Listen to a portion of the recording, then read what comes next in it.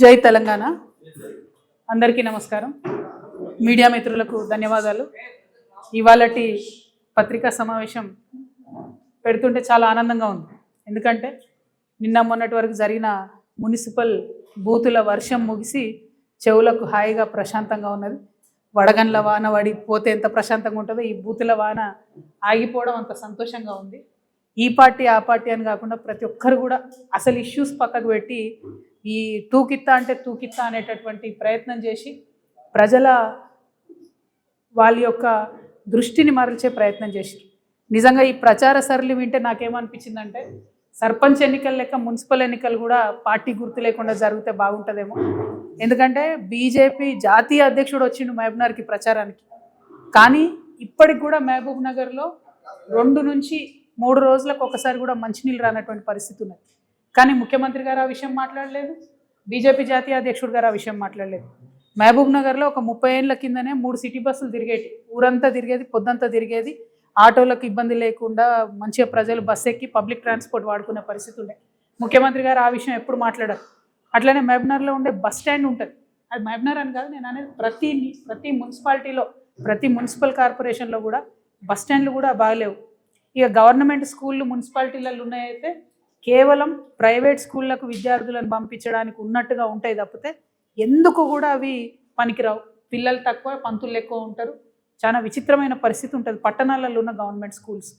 అదేవిధంగా బస్తీ దవాఖానాలు, వాటి మీద నేనైతే ముఖ్యమంత్రి గారు మున్సిపల్ మంత్రి అయినప్పటి నుంచి ఇప్పటి వరకు కూడా ఎన్నడూ బస్తీ దవాఖానాల మీద రివ్యూ చేసిన పాపన పోలేదు, కనపడలేదు. దారుణంగా ఉన్నాయి బస్తీ దవాఖానాలు. కనీసం ఒక గోళీ కూడా లేనటువంటి పరిస్థితి, డాక్టర్లు లేనటువంటి పరిస్థితి. ఆ ఇష్యూ మీద డిస్కషన్ జరగలేదు. అట్లనే అన్నిటికన్నా మేజర్ ఇష్యూ ఇవాళ డ్రైనేజ్ది. చెత్త గుట్టలు గుట్టలుగా చెత్త పేరుకపోయింది ప్రతి మున్సిపాలిటీలో, ప్రతి మున్సిపల్ కార్పొరేషన్లో. దాని గురించి మాట్లాడారు. మొన్న మేము ముఖ్యమంత్రి గారు సొంత జిల్లా ఆమన్గల్కి పోతే పట్టణంలో చెత్త గుట్ట ఉన్నది, దాన్ని తీసేయమని ఆ ఎమ్మెల్యే గారు రిక్వెస్ట్ చేస్తున్నారు, మాలాంటి వాళ్ళం రిక్వెస్ట్ చేసినాం. ఇంతవరకు కనీసం పట్టణంలో పట్టింపు లేనటువంటి పరిస్థితి ఉంది. అంటే అసలు అంశాలన్నీ పక్కకు పెట్టి మరి కేవలం ఎన్నికల్లో పార్టీలను తిట్టుకోవడం, వ్యక్తులను తిట్టుకోవడం ప్రచారాలు జరిగినాయి. ఇంకా అన్నిటికన్నా ఎక్కువ మున్సిపాలిటీలలో రిటైర్డ్ ఎంప్లాయీస్ చాలామంది ఉంటారు. మనం కరీంనగర్లో మొన్న చూసినాం, రిటైర్డ్ ఎంప్లాయీ ఒకరు బోర్డు పెట్టారు, మమ్మల్ని నాయకులు ఓట్లు అడగకండి, మాకు ఇంతవరకు రిటైర్మెంట్ బెనిఫిట్లు రాలేదు అని. నిజంగా పట్టణాలలో ఉండే బుద్ధిజీవులను నేను అప్పీల్ చేస్తూ ఉన్నాను, దయచేసి మంచి వాళ్ళని ఎన్నుకోండి. ఈ పార్టీ ఆ పార్టీ అని కాదు, వస్తే హంగ్ వస్తుంది మున్సిపాలిటీ, ఇబ్బంది ఏం లేదు. ఎందుకంటే మున్సిపాలిటీలో ఒక దగ్గర బీజేపీ బీఆర్ఎస్ దోతి చేస్తున్నారు, ఒక దగ్గర బీజేపీ కాంగ్రెస్ కలిసి ప్యానెల్ చేస్తున్నారు, రకరకాల అరేంజ్మెంట్స్లో ప్యానెల్స్ అవుతున్నాయి, నష్టమేం లేదు. మంచి వాళ్ళని ఎన్నుకోండి దయచేసి. అవకాశం ఉన్న కాడ మా సింహం గుర్తు మీద నిలబడ్డోళ్ళకు అక్కడ కూడా ఓట్లేయండి. ఎందుకంటే మున్సిపల్ ఎన్నికలు అంటే లోకల్ ఇష్యూస్ మీద డిస్కషన్ జరగాలి, లోకల్ పని చేసే వాళ్ళు కావాలి. కాబట్టి నేను మిమ్మల్ని అప్పీల్ చేస్తూ ఉన్నాను. ఇక విచిత్రమైన విషయం ఏంటంటే కాంగ్రెస్ ప్రభుత్వం వచ్చినప్పటి నుంచి ఇప్పటి వరకు ఇన్ని మున్సిపాలిటీలు ఉంటే, ఇప్పుడు ఎన్నికలకు పోతున్నాయి 116 మున్సిపాలిటీలు, 7 కార్పొరేషన్లు ఉంటే కేవలం ఒకే ఒక్క మున్సిపాలిటీకి అండర్ గ్రౌండ్ నిధులు మంజూరైనాయి. గెస్ చేయండి ఏ మున్సిపాలిటీ అయి ఉంటుంది అది? ముఖ్యమంత్రి గారికి గుంటనక్క గారికి ఉన్న సంబంధంతో కేవలం సిద్దిపేటకు మాత్రం అండర్ గ్రౌండ్ డ్రైనేజ్ మంజూరైంది. అంటే ఏందన్నట్టు ఇది? కాంగ్రెస్ ప్రభుత్వం ఉన్నా వారికే పనులు అవుతాయి, బీఆర్ఎస్ ప్రభుత్వం ఉన్నా వారికే పనులు అవుతాయి. చాలా వెరైటీగా ఉంది ఇది. నేను ప్రజలకు తెలవాలని చెప్తా ఉన్నా. సరే, సిద్దిపేటలో ఎన్నికలు లేవులే కానీ మంజూరు మాత్రం ఆ ఒకటే చోట అయింది. దీని సంగతి ఏందో, దీని ఆంతర్యం ఏందో మరి ముఖ్యమంత్రి గారే మనకు చెప్పాలి. ఇది పక్కన పెడితే మరి బడ్జెట్ సమావేశాలు రాబోతూ ఉన్నాయి ఫిబ్రవరి 26వ తారీఖు నుండి. ఈ బడ్జెట్ ఎందుకు ఇంపార్టెంట్ అంటే ఈ ఒక్క బడ్జెటే కాంగ్రెస్ ప్రభుత్వం ఇచ్చినటువంటి వాగ్దానాలను నిలుపుకునే అవకాశం ఉన్నటువంటి బడ్జెట్. ఒక గుణాత్మకమైనటువంటి మార్పు తెలంగాణ సమాజంలో తీసుకురావడానికి అవకాశం ఉన్నటువంటి బడ్జెట్. నెక్స్ట్ బడ్జెట్కి వచ్చేసరికి ఎన్నికల ప్రెషర్ ఉంటుంది, ఎన్నికల ఒత్తిడి ఉంటుంది. ఒకవేళ 2028 డిసెంబర్లో ఎన్నికలు ఉన్నా, 2029 మేలో ఎన్నికలు ఉన్నా తప్పకుండా ఒత్తిడి ప్రభుత్వం మీద ఉంటుంది. ఎలక్షన్ ఇయర్ బడ్జెట్ లాగా ఉంటుంది నెక్స్ట్ ఇయర్. కాబట్టి ఈ బడ్జెట్లో నేను కొన్ని డిమాండ్స్ చేయదలుచుకున్నాను గౌరవ ముఖ్యమంత్రి గారిని. ఎందుకంటే పోయిన సంవత్సరం వాళ్ళు పెట్టినటువంటి బడ్జెట్ చూస్తే మొత్తం ట్యాక్స్ రెవెన్యూ ఏదైతే ఉందో అది మన తెలంగాణ భూములు అమ్మడం ద్వారా 7,000 కోట్ల రూపాయలు సంపాదించుకున్నారు. సంపద సృష్టించడంలో మాత్రం అసలే దృష్టి పెడతలేరు. దానివల్ల ఏమవుతుందంటే రెవెన్యూ డెఫిసిట్ ఏదైతే ఉంటుందో అది బీభత్సంగా పెరుగుతుంది. -9,000 కోట్లకు వెళ్ళిపోయింది ఇప్పటి వరకు. డిసెంబర్ వరకు ఇది అఫీషియల్గా ప్రభుత్వం ఇచ్చినటువంటి డాక్యుమెంట్. ఇందులో నా యొక్క కల్పన ఏమీ లేదు, వాస్తవిక విషయాలు నేను చెప్తా ఉన్నాను. అంటే ఒక పక్క సంపద సృష్టించకుండా ఇంకొక పక్క ఆల్రెడీ మనకున్నటువంటి ఆస్తులు నమ్ముకుంటా ఉన్నారు. సరే అట్లా చేసింది అనుకుందాం, మరి కనీసం ఆ డిస్బర్స్మెంటు, ఆ డబ్బు అనేటటువంటిది పేదవాళ్ళకు పోవాలి, వెల్ఫేర్ కోసం పోవాలి, కొన్ని మంచి అంశాల మీద క్యాపిటల్ ఎక్స్పెండిచర్ కింద పోవాలి. అది కూడా జరగడం లేదు. ఏదైతే వీళ్ళు పేదవాళ్లకు వెల్ఫేర్కి పెన్షన్కి పోయిన బడ్జెట్లో 1,21,000 కోట్లు పెడతామని చెప్పిండ్రో దాంట్లో డిసెంబర్ వరకు కేవలం 55,000 కోట్లు మాత్రమే ఖర్చు చేయడం జరిగింది. అందుకే మనకు రావాల్సిన పెన్షన్లు వస్తలేవు, అందుకే మనకు రావాల్సిన నిండ్లు వస్తలేవు, అందుకే జరగాల్సినటువంటి అభివృద్ధి పనులు కానీ వెల్ఫేర్ పనులు కానీ జరగడం లేదు. అది కాకుండా ఏంటి, అప్పులు బీభత్సంగా అప్పులు తీసుకొస్తూ ఉన్నారు. ఇంకో పక్క చాలా పెద్ద ఎత్తున, అంటే వాళ్ళ అంచనాలకు మించి 122% అప్పులు తీసుకురావడం జరిగింది. ఇవన్నీ ఒకటైతే కాంట్రాక్టర్లకు మాత్రం ఏదైతే అంచనాలు పెట్టుకున్నారో 36,000 కోట్లు పే చేయాలని, దాన్ని మించి 42,000 కోట్ల పైచిలకు కాంట్రాక్టర్లకు పే చేశారు. అంటే సంక్షేమ పథకాలకేమో తక్కువ పే చేస్తున్నారు, వాళ్ళ కమిషన్లు వచ్చేదానికి మాత్రం ఎక్కువ పే చేస్తూ ఉన్నారు. ఈ డాక్యుమెంట్ అంతా కూడా నేను కూడా మీకు ప్రెస్ మిత్రులతో పంచుకుంటా. అంటే లాస్ట్ సంవత్సరం వాళ్ళు చెప్పినటువంటి బడ్జెట్లో డిసెంబర్ వరకు 9 నెలలు లెక్కేసుకుంటే ఇంకొక క్వార్టర్ మిగిలింది అనుకుంటే, ఈ 9 నెలల్లో వాళ్ళు పేదవాళ్ళకు తగ్గిస్తున్నారు, పెద్దవాళ్ళకు డబ్బులు ఇస్తున్నారు, ఉన్న ఆస్తిని నమ్ముతున్నారు, కొత్త ఆస్తిని సృష్టిస్తలేరు. ఇటువంటి సందర్భంలో కూడా మరి వచ్చే బడ్జెట్, పోయినసారి బడ్జెట్ 3,04,000 కోట్లకు పెట్టిండ్రు. మరి ఈసారి బడ్జెట్ నేను అనుకోవడం ఇంకొక 25,000-30,000 కోట్లు పైచిలకు పెడతారేమో అని అనుకుంటున్నా. ఆ బడ్జెట్లో తెలంగాణ జాగృతి తరఫున మేము కొన్ని అంశాలను డిమాండ్ చేయదలుచుకున్నాం. ప్రధానంగా ఏంది అని అంటే, కామారెడ్డి డిక్లరేషన్లో ఏదైతే బీసీలకు సంవత్సరానికి 20,000 కోట్లు ఇస్తామని చెప్పినారో ఆ 20,000 కోట్లు ఖచ్చితంగా బడ్జెట్లో పెట్టాలనేటటువంటిది మా మొదటి డిమాండ్. రెండవ డిమాండు, ఇవాళ అవ్వాతాతలు కావచ్చు, ఆడబిడ్డలు కావచ్చు, వికలాంగులు కావచ్చు, మీరు పెన్షన్లు డబుల్ చేస్తామనేది అయితే చెప్పారో దానికోసం ఎదురు చూస్తున్నటువంటి సందర్భం ఉంది. కాబట్టి ఖచ్చితంగా ఆ పెన్షన్లన్నిటికీ కలిపి 35,000 కోట్ల రూపాయలు బడ్జెట్లో పెట్టాలని చెప్పి మేము డిమాండ్ చేస్తూ ఉన్నాం. అట్లానే ఇప్పటి వరకు ముఖ్యమంత్రి గారు ఎక్కడికైనా మాట చెప్తున్నారు, మేము ఇందిరమ్మ ఇండ్లు కట్టినాం అని చెప్పి. కానీ ఇవాళ మున్సిపల్ ఎన్నికలు జరుగుతున్న నేపథ్యంలో పట్టణ ప్రాంత ప్రజలకు నేను గుర్తు చేస్తూ ఉన్నా, పట్టణ ప్రాంతాల్లో ఉండే పేదవారికి గుర్తు చేస్తూ ఉన్నా. కేవలం గ్రామాలలో 4 లక్షల సంబంధించి ఇందిరమ్మ ఇండ్లకు డబ్బులు రిలీజ్ చేస్తున్నామని చెప్పారు, అందులో కూడా సగం వర్క్ స్టార్ట్ కాలేదు. కానీ పట్టణాలలో మాత్రం ఒక్క రూపాయి కూడా ఇందిరమ్మ ఇండ్లకు ఇవ్వలేదు. సో నేను డిమాండ్ చేస్తూ ఉన్నా, మీరు ఈ 26వ తారీఖు తర్వాత పెట్టే బడ్జెట్లో మీరు పేదవాళ్ళకి ఏదైతే ఇండ్లు 22 లక్షల ఇండ్లు కడతామని ఒక లక్ష్యం పెట్టుకున్నారో అది పూర్తి కావాలంటే ఈ సంవత్సరం 8 లక్షల ఇండ్లకు 25,000 కోట్ల రూపాయలు ఖచ్చితంగా బడ్జెట్లో పెట్టాలని తెలంగాణ జాగృతి తరఫున డిమాండ్ చేస్తూ ఉన్నాం. అట్లానే ఉద్యమకారులకు మీరు ఏదైతే మాట ఇచ్చారో 250 గజాల భూమి ఇస్తా అని చెప్పి, ఆ మాటకు కట్టుబడి దానికి సంబంధించిన ప్రావిజన్స్ని ఖచ్చితంగా బడ్జెట్లో పెట్టాలని నేను డిమాండ్ చేస్తూ ఉన్నా. అమరవీరుల కుటుంబాలకు 25,000 రూపాయల పెన్షన్ ఇస్తామని మీరు ఏదైతే చెప్పారో దానికి సంబంధించినటువంటి ఒక అంశాన్ని బడ్జెట్లో చేర్చాలని నేను డిమాండ్ చేస్తూ ఉన్నా. ఆటో డ్రైవర్లకు 12,000 రూపాయలు ఏదైతే నెలకు ఇస్తామన్నారో దానికి సంబంధించిన అంశాన్ని బడ్జెట్లో పెట్టాలని నేను డిమాండ్ చేస్తున్నా. అట్లనే కళాకారులు, తెలంగాణ వ్యాప్తంగా ప్రతి గ్రామంలో కళాకారులు ఉన్నారు. మరి ఆ కళాకారులకు ఒక మంచి ప్రావిజన్ ఉంది. ఈ ప్రభుత్వం, రాష్ట్ర ప్రభుత్వం కళాకారులను గుర్తించి గుర్తింపు కార్డు ఇచ్చి 500 రూపాయలు ఇస్తే చాలు. కేంద్ర ప్రభుత్వం నుంచి 5,500 రూపాయలు వచ్చే పథకం ఉన్నది. దాన్ని అడ్వాంటేజ్ తీసుకొని రాష్ట్ర ప్రభుత్వం తక్షణమే కళాకారులకు గుర్తించి దానికి సంబంధించిన ప్రావిజన్ని బడ్జెట్లో పెట్టాలని నేను డిమాండ్ చేస్తూ ఉన్నాను. అట్లానే చేవెళ్ళ SC/ST డిక్లరేషన్ ఉంది, దానికి సంబంధించి SC/STలకు సంబంధించి బడ్జెట్లో ప్రావిజన్ పెట్టాలని చెప్పి నేను డిమాండ్ చేస్తున్నా. వరంగల్లో రైతు డిక్లరేషన్ ఉంది, దాని ప్రకారం మరి రైతులకు ఏదైతే మినిమం సపోర్ట్ ప్రైస్ పెంచడము, బోనస్కి సంబంధించిన అంశాలు అవి ఖచ్చితంగా మనము ఇవాళ బడ్జెట్లో పెట్టాలని చెప్పి నేను డిమాండ్ చేస్తూ ఉన్నా. రైతులకు సంబంధించి ఒక మాట దయచేసి మనందరం కూడా అర్థం చేసుకోవాలి. రైతులకు ఇస్తాం మేము రైతు భరోసా, రైతులతో పాటు కౌలు రైతులకు ఇస్తాం మేము రైతు భరోసా అని చెప్పి మాట ఇచ్చారు. ఇంతవరకు అది పూర్తి చేస్తలేదు.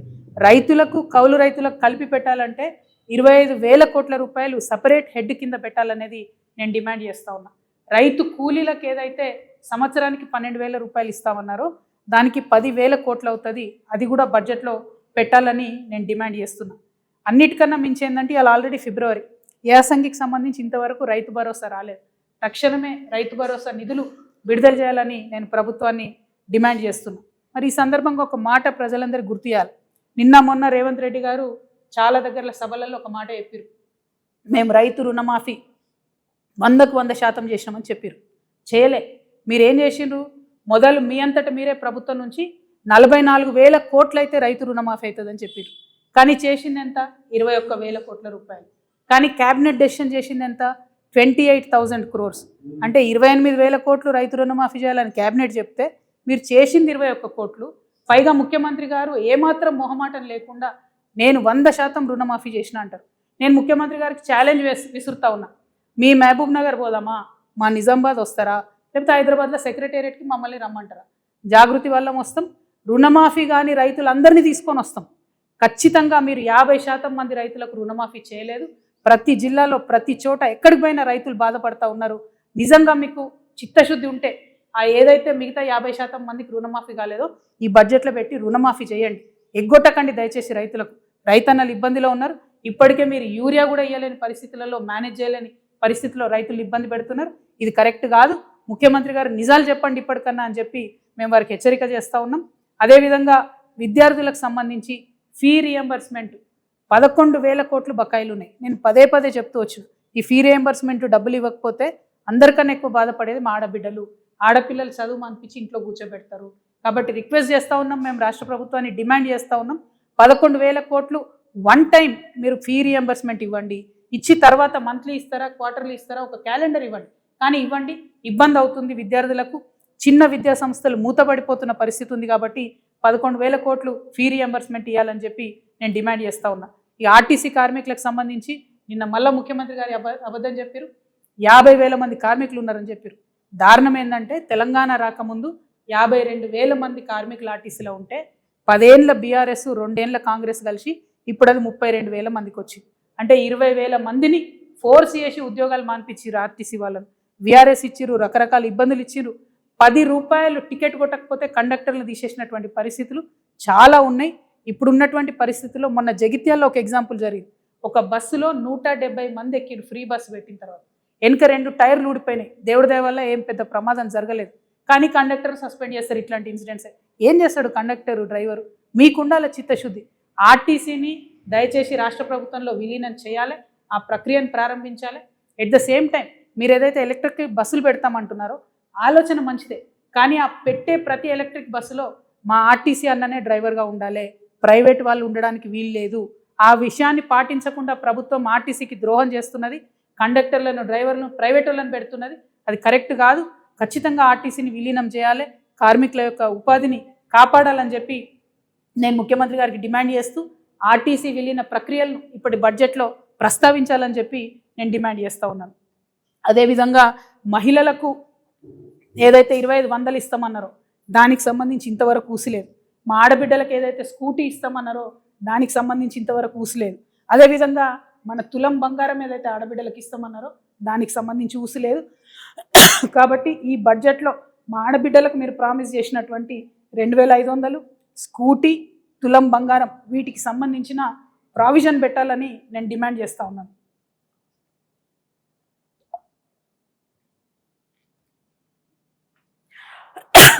అదేవిధంగా చాలా కీలకమైన అంశం, మన తెలంగాణ భవిష్యత్తుకు సంబంధించినటువంటి అంశం.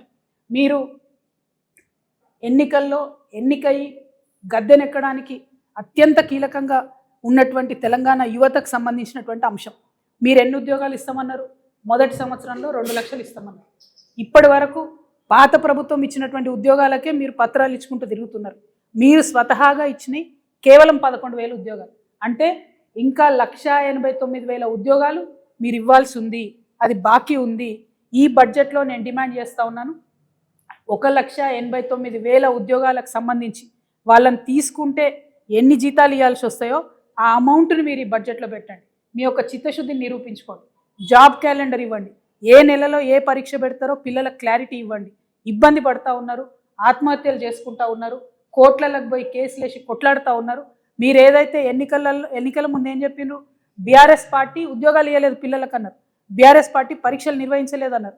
మరి మీరు చేస్తున్నది ఏంటి? ఇప్పుడు ఆ విషయాన్ని ముఖ్యమంత్రి గారు గమనించి 1,89,000 మందికి సంబంధించి ఆ ప్రావిజన్ని బడ్జెట్లో పెట్టాలని చెప్పి నేను డిమాండ్ చేస్తూ ఉన్నాను.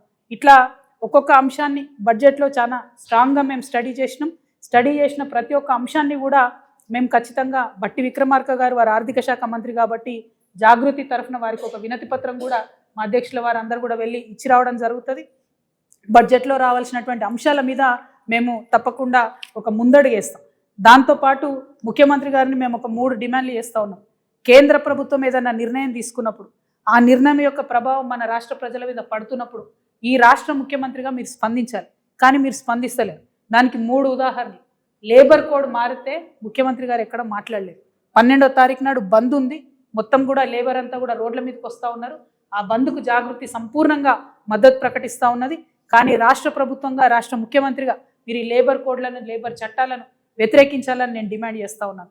రెండవది, బీసీ బిడ్డలకు సంబంధించి జనగణనలో కనీసం ఓబీసీ కాలం పెట్టకపోతే ఇంతవరకు ముఖ్యమంత్రి గారు స్పందించలేదు. కేంద్ర ప్రభుత్వానికి ఉత్తరం రాయలేదు. ఎందుకంత చిన్న చూపు మీకు బీసీలు అంటే? 42% బిల్లులు పెడుతున్నామని మోసం చేశారు. ఒక్కసారి కూడా అఖిలపక్షాన్ని మోడీ గారి దగ్గర తీసుకుపోలేదు. ఇప్పుడు ఓబీసీ కాలం లేకున్నా కూడా కనీసం మీరు మాట్లాడతలేరంటే మీరు కేంద్రానికి సహకరిస్తున్నారని బీసీ బిడ్డలు అనుకోవాల్సి వస్తుంది. కాబట్టి దీని మీద మీ స్టాండ్ ఏందో కేంద్రానికి ఉత్తరం రాయవలసిందిగా ముఖ్యమంత్రి గారు నేను డిమాండ్ చేస్తా ఉన్నాను. ఇక చివరిది, అత్యంత పేదవాళ్లకు ఉపయోగపడేటటువంటి ఉపాధి హామీ పథకం, పువరెస్ట్ ఆఫ్ ద పువర్కి అందేటటువంటి పథకం, దానిలో 40% రాష్ట్రాలు పెట్టుకోవాలని కేంద్ర ప్రభుత్వం మన మీద బండరా ఎత్తేసింది. నిజానికి పెట్టుకోగలుగుతామా? రాష్ట్రాలు పెట్టుకోలేని పరిస్థితి ఉంది. అయినా ముఖ్యమంత్రి గారి కార్యాలయం నుంచి ఒక్క ఉత్తరం కూడా ఎందుకు రాయలేదు? ఎన్ఆర్ఈజీఎస్ పేరు మార్పు మీద మాట్లాడుతున్నారు తప్పితే ఎన్ఆర్ఈజీఎస్ 40% రాష్ట్రం పెట్టుకోవాల్సి వస్తే ఎంత నష్టం జరుగుతుందన్న విషయం గురించి మీరు ఎందుకు మాట్లాడతలేరని ముఖ్యమంత్రి గారు నేను ప్రశ్నిస్తూ, మరి అంశాలన్నీ కూడా మేము చెప్పిన అంశాలన్నీ కూడా బడ్జెట్లో వచ్చే విధంగా, ఇదే మీకు last full budget, next budget election budget అవుతుంది కాబట్టి దీంట్లో మీరు ఇచ్చినటువంటి మాటలన్నీ కూడా నిలబెట్టుకునే విధంగా ప్రవర్తించాలని చెప్పి డిమాండ్ చేస్తూ ఉన్నాము. Thank you. 12వ తారీఖు నాడు ఒక పక్క లేబర్ కోడ్కి సంబంధించి అందరూ ప్రొటెస్ట్ చేస్తూ ఉన్నారు. దానికి జాగృతి పక్షాన కూడా మేము ఆ ర్యాలీలలో హాజరవుతాం, అన్ని చోట్లకు కూడా వెళ్తాం. కాకపోతే అదే రోజు మేము ఉద్యమకారులకు సంబంధించి ఆత్మగౌరవ సభ పెట్టుకోవడం జరిగింది ఆర్టీసీ కళ్యాణ మండపంలో. దానికి మొత్తం రాష్ట్ర వ్యాప్తంగా కూడా తెలంగాణ ఉద్యమకారులందరూ కూడా తరలి రావాలని కూడా కోరుతా ఉన్నాము. చాలామంది ఇప్పటికీ అనేక సంఘాల వాళ్ళు మమ్మల్ని కలిసి మేము వస్తాం, పార్టిసిపేట్ చేస్తామని చెప్పినారు. వాళ్ళందరూ కూడా స్వాగతం పలుకుతా ఉన్నాం. ఉద్యమకారుల ఆత్మగౌరవాన్ని నిలబెట్టే విధంగా మనందరం కలిసి ఉమ్మడి కార్యాచరణ తీసుకోవాల్సినటువంటి అవసరం ఉంది కాబట్టి ఆ సభను విజయవంతం చేయవలసిందిగా నేను విజ్ఞప్తి చేస్తూ ఉన్నాను. Thank you. జై తెలంగాణ. क्या है?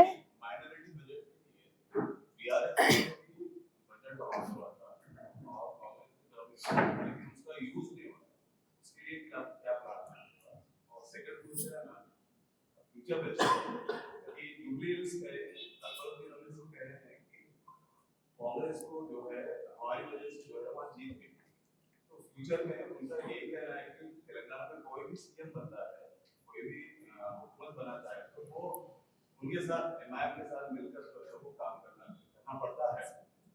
इन फ्यूचर आपका विस्तार करेंगे तो क्या अलाइंस करेंगे? देखिए, बहुत अच्छा सवाल पूछे आप। माइनॉरिटी का बजट बीआरएस में भी जो आया वो भी पूरा खर्च नहीं हुआ। इनफैक्ट पूरा माइनॉरिटी फाइनेंस कॉरपोरेशन तब सा हो गया बीआरएस के हुकूमत में। कांग्रेस आने के बाद अनाउंसमेंट बड़ा करे लेकिन खर्चा उन्होंने भी उतना ही करे, ज़्यादा कुछ खर्चा नहीं करे। तो माइनॉरिटियों के वास्ते दोनों सरकारों का एक ही रवैया रहा। और रही बात ओवैसी ब्रदर्स की, अब देखिए उन्होंने कैसे है, जैसा सनफ्लावर रहता ना भाई, सनफ्लावर सन के गोल गोल घूमते रहता, Owaisi brothers MIM party power के गोल गोल घूमते रहते। जो भी पावर में है, जो भी इक़्तिदार में है, उनके साथ रहते उन्होंने। पहले तेलंगाना को अपोज करे, रॉयल तेलंगाना होना बोल के बोले, लेकिन जब तेलंगाना बना और केसीआर साहब हुकूमत में आए, जिनका मेन एजेंडा ही तेलंगाना फॉर्मेशन था, लेकिन उनके साथ मिलकर 10,000 पावर में शेयर करे। उस टाइम पे केसीआर साहब के वाह करते रहे। और अभी बिफोर दिस इलेक्शन 2023 से पहले उन्होंने क्या बुलाया रेवंत रेड्डी साहब को, इन्होंने आरएसएस के आदमी है बोल के बोले। लेकिन जब रेवंत रेड्डी साहब हुकूमत में आए तो उनके पास गए। अब इनका सीएमओ के पास आना जाना तो है, पावर के साथ आना जाना है। और तारजुब की बात यह है, वहाँ ऊपर राहुल गांधी को उन्होंने क्रिटिसाइज करते, लेकिन यहाँ जुबली हिल्स इलेक्शन में रेवंत रेड्डी साहब के पास रह के कैंडिडेट भी नहीं लगा एमआईएम का, पूरा पूरा कांग्रेस का साथ दिए। तो इन्हों किनके साथ है? जो भी इख्तियार में रहते हैं उनके साथ है।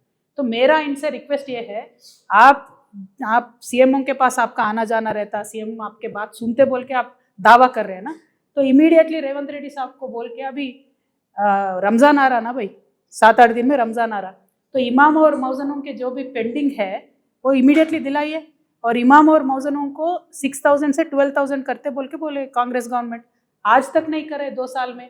और आपको एक सवाल है मेरी एमआईएम पार्टी को और ओवैसी ब्रदर्स से, अब 2 साल से आप रेवंत रेड्डी साहब के साथ है, क्यों फिर एक भी बार रमज़ान का तोहफा नहीं दिलाया आप?